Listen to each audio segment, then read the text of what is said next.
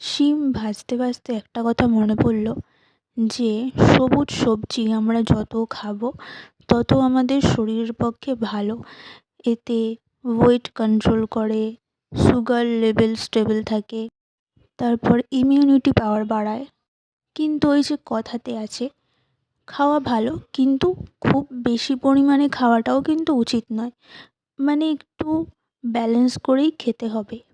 যে কোনো জিনিসই ব্যালেন্স করে খাওয়াটাই মনে হয় একদম পারফেক্ট।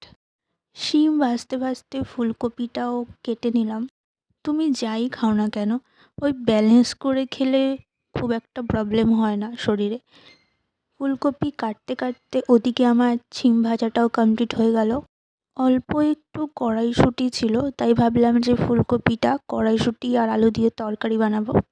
আর এসব তরকারি বানানোর জন্য একমাত্র উপযুক্ত তেল হচ্ছে সর্ষের তেল। অনেকে হয়তো হালকা খাওয়ার জন্য সাদা তেল দিয়ে তরকারি বানিয়ে থাকে, কিন্তু আমি বরাবরই যে কোনো তরকারিতেই কষা কষা হোক বা ঝাল ঝাল হোক সর্ষের তেলটাই বেশি পছন্দ করি। তো এবার আলু ভাজা হয়ে গেল, তার মধ্যে আমি মশলাগুলো সব ঢেলে দিলাম, কিছুটা কষিয়ে দিয়ে দিলাম হচ্ছে কড়াইশুঁটিগুলো। আর ওদিকে আমার চায়ের জলও ফুটে উঠল। চা হতে হতে আমি ফুলকপিটাও দিয়ে কষিয়ে নিলাম ভালো করে।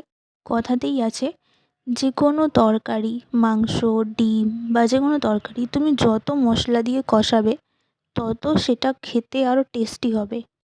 তারপর চা নামিয়ে বসিয়ে দিলাম হচ্ছে ভাত। এই কড়া করে দুধ চা না খেলে দিনটা পুরো কমপ্লিটই হয় না। তারপর ওদিকে ডাল বসালাম। ডাল সাধারণত খাই না, যেহেতু ঝোল নেই তাই জন্য ডালটা করতে হলো। 10টার মধ্যে রান্নাবান্না সেরে ভাত খেয়ে বসে পড়লাম আবার সেই পাখি নিয়ে।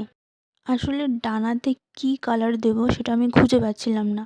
তারপরে গ্রিন আর একটু ধূসর টাইপের কালার দুটোকে মিক্স করে আমি এই লাল পাখির ডানাটা। তারপর ওদিকে সন্ধ্যাবেলা সবাই এসে হাজির হলো, বন্ধুরা বলছিল নাকি 5টার সময় আসবে, এসেছে 7টার সময়, এসে আবার মারছে। প্রিয়া তো এসে ভাবছে আমি কার বাড়িতে ঢুকলাম, এটা কে। তারপর শিবানী তত্ত্ব সাজাতে বসলো। ওদিকে আর একজন ঢঙি মাঝি ঢং করতে করতে চলে এসছে। কাকিমাও এসছিল, রিয়া প্রিয়ার মা। তারপর আমরা সবাই একসাথে মিলে বসে গান শুনতে শুনতে গল্প করতে করতে মজা করছিলাম। আর এদিকে তো ইনি নাচছেন, কী স্টেপে নাচছেন ইনিই জানেন। প্রত্যেকটা মানুষের নাচের স্টেপ আলাদা। যেমন দেখুন, এই যে এনাকে নাচতে বললে ইনি এরকম দেখাবেন। তো কিছুক্ষণ পরে এসে দেখি রিয়া কার সাথে ভিডিও কল করছে। তারপর আড্ডা মেরে যে যার মতন বাড়ি।